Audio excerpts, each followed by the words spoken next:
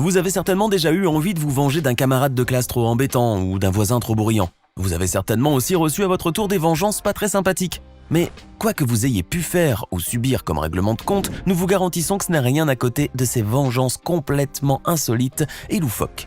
Installez-vous confortablement, voici, rien que pour vous, les 10 vengeances les plus surprenantes que vous n'ayez jamais vues. Si la vengeance est un plat qui se mange froid, j'en connais certains qui mangeront du surgelé ce soir. Mais avant de commencer, saurez-vous répondre à la question suivante? Quel est le plus long fleuve coulant sur le territoire de la France?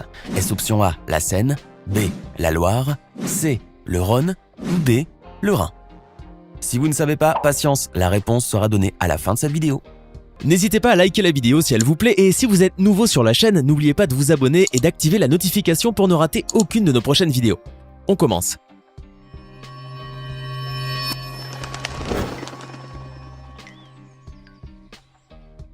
Quelle idée d'aller réveiller un chien paisiblement endormi en l'agressant sauvagement. En revenant chez lui, à Chongqing, un conducteur chinois a eu la très mauvaise idée d'aller réveiller un chien errant qui dormait là où il avait l'habitude de parquer sa voiture. Et pour le faire, il ne s'y est pas pris avec élégance. En effet, en voyant le pauvre chien endormi à cet endroit-là, il est sorti de sa voiture et s'est précipité vers lui pour le frapper et ainsi le faire fuir. Mais malheureusement, le chien avait très bonne mémoire et le lendemain, il est revenu accompagné d'une meute d'autres chiens pour régler ses comptes avec le conducteur. Déterminés, ils se sont tous mis à mordre la carrosserie de la voiture et à abîmer ses essuie-glaces en réponse à l'injustice que leurs compagnons avaient subie injustement la veille. C'est ce qui s'appelle être d'une humeur de chien. Voici l'une des vengeances les plus glaçantes de tous les temps. C'est l'histoire d'un couple a priori sans problème majeur. Enfin, c'est ce que l'on pensait. John Wayne Bobbitt et Lorena Leonore Gallo Bobbitt sont deux Américains qui se sont mariés en 1989 et dont l'union s'est plutôt très mal terminée en 1995 au tribunal. Non, ce n'était pas pour divorcer à l'amiable comme les autres couples du monde, il s'agissait cette fois d'une affaire plutôt sanglante. Afin de mettre un terme à la violence conjugale qu'elle subissait de la part de son mari, Lorena Bobbitt a un jour simplement coupé l'attribut masculin de son mari avec un couteau de cuisine. C'est sûr que comme ça, c'est radical. Cette histoire s'est passée en Virginie, à 50 km de Washington, dans la nuit du 23 juin 1993, aux alentours de 4 heures du matin. Lorsque Lorena Bobbitt s'est levée pour aller boire un verre d'eau dans la cuisine, elle a été attirée par un couteau long de 20 cm.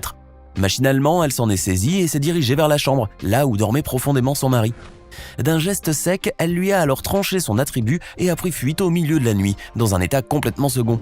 Lorsqu'elle a repris ses esprits, quelques minutes plus tard, elle s'est rendue compte qu'elle tenait toujours dans la main le membre de son mari et l'a alors balancé à travers la fenêtre de la voiture. Semblant regretter son acte, elle est ensuite allée chez une amie pour prévenir la police. Pendant ce temps-là, John Wayne, terriblement souffrant, s'est fait conduire à l'hôpital par un ami. Les pompiers se sont mis à chercher l'organe au milieu de l'obscurité et ont fini par le retrouver après de longues heures de recherches intensives. John a ensuite subi une lourde opération de 10 heures pour se faire remettre le membre viril à sa place.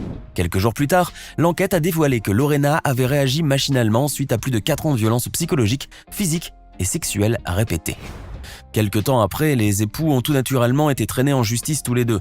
John Wayne a été accusé de viol et violence conjugale et Lorena a été accusée à son tour d'avoir coupé le phallus de son époux.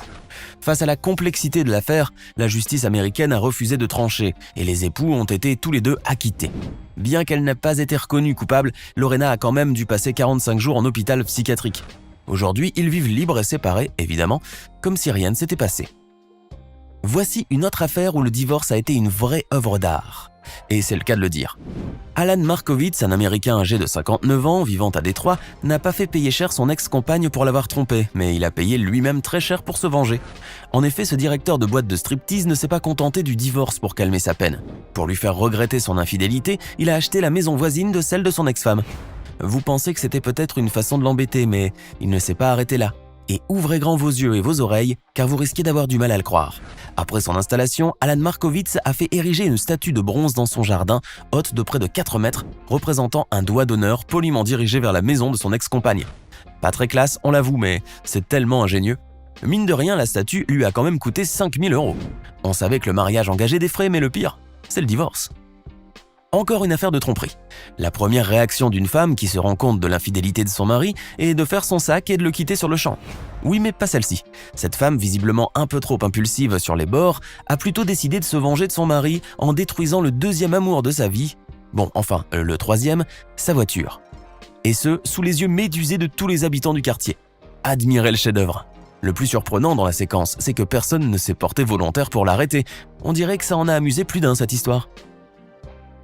Voici ce qu'on appelle une vengeance en béton. Un homme a décidé de se venger de son ex-compagne en versant toute une citerne de béton dans sa voiture.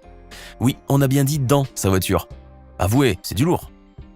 Quand on passe le permis, l'une des premières choses que l'on apprend, c'est de savoir bien se garer dans les endroits appropriés. Chose que ces conducteurs n'ont manifestement pas appris, et le moins que l'on puisse dire, c'est qu'ils l'ont payé assez cher. Celui-ci, par exemple, a découvert une belle surprise en revenant récupérer sa voiture. On la lui a emballée avec du papier cellophane.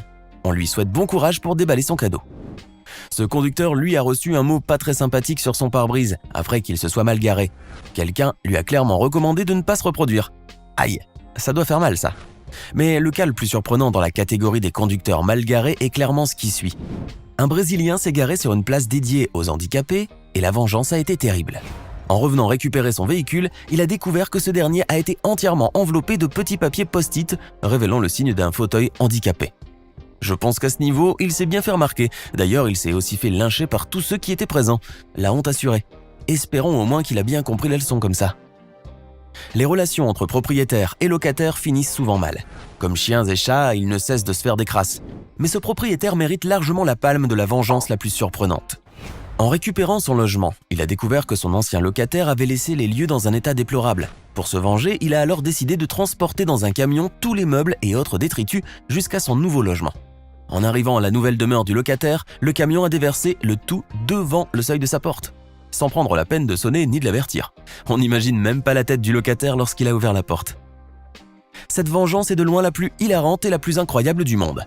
Au Canada, un chanteur nommé Dave Carroll s'est vengé de la manière la plus subtile de toute une compagnie aérienne en poussant la chansonnette. Non, ce n'est pas une blague. Alors qu'il était en voyage à bord d'un avion de la compagnie aérienne United Airlines, Dave Carroll s'est rendu compte à son arrivée que sa chère guitare Taylor d'une valeur de 3 500 $ a été complètement détruite par des bagagistes. Ne parvenant pas à se faire dédommager par la compagnie, malgré les innombrables requêtes, le chanteur n'a rien trouvé de mieux que de se venger en chanson.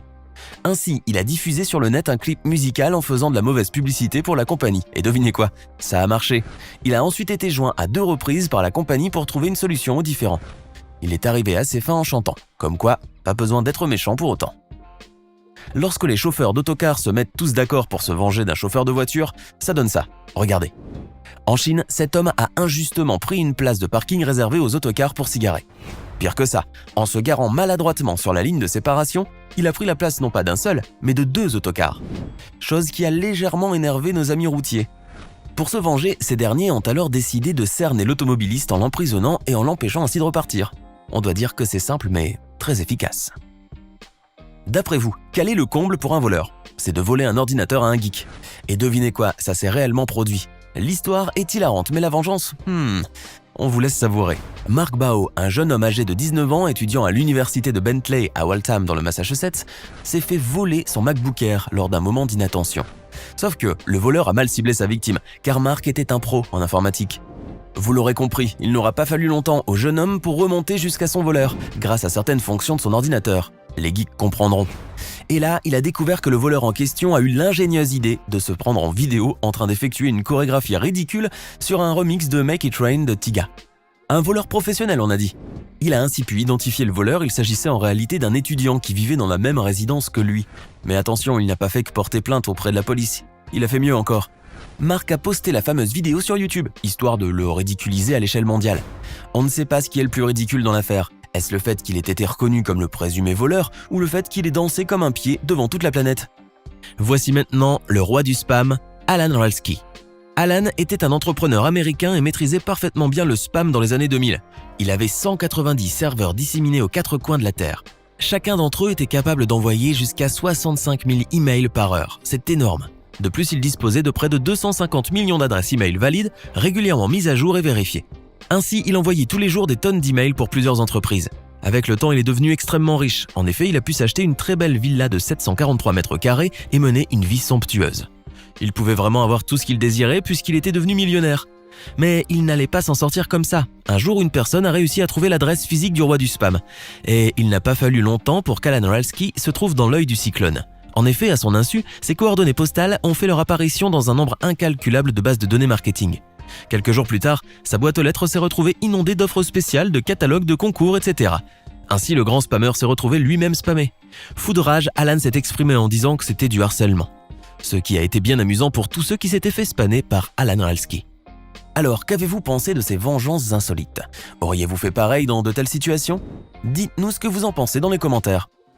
Et au fait, avec plus de 1000 km, 1013 km pour être exact, la Loire est le plus long fleuve de France. Elle prend source au Mont-Gerbier de Jonc, dans les montagnes d'Ardèche, et finit dans l'océan Atlantique en formant un estuaire. D'un côté de l'estuaire, la ville de Saint-Nazaire, de l'autre, celle de Saint-Brevin-les-Pins. J'espère que vous avez été nombreux à trouver la bonne réponse. Hey! Savez-vous que nous avons des centaines d'autres vidéos disponibles pour vous?